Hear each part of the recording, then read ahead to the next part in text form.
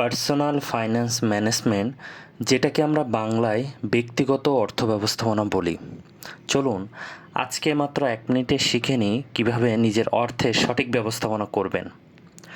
অর্থের হিসাব রাখা অনেকের কাছে ঝামেলার মনে হয়, কিন্তু 3টি স্টেপ অনুসরণ করলে আপনার কাছে অর্থ ব্যবস্থাপনার চেয়ে সহজ আর কিছু মনে হবে না।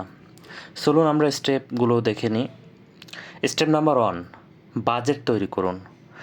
ধরুন আপনি দৈনন্দিন 100 টাকা ইনকাম করেন, তার থেকে 50 টাকা দৈনন্দিন প্রয়োজন মেটানোর ক্ষেত্রে ব্যয় করুন, 30 টাকা ব্যক্তিগত ইচ্ছার পিছনে ব্যয় করুন এবং বাকি 20 টাকা সেভিংস করুন।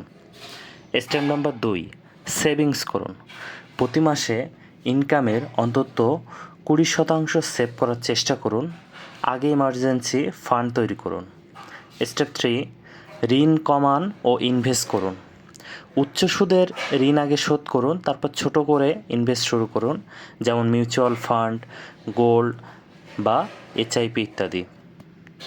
আর হ্যাঁ, আরও কয়েকটি ছোট টিপস: সেভিংস চালু করুন, খরচের নিয়ন্ত্রণ আনুন, আর ইনকামের নতুন নতুন পথ খুঁজে বের করুন। উক্ত টিপসগুলো ব্যবহারে স্মার্ট অর্থ ব্যবস্থাপনায় থাকুন এক ধাপে এগিয়ে। অর্থ ব্যবস্থাপনা কঠিন নয়, স্মার্ট হলে সহজ।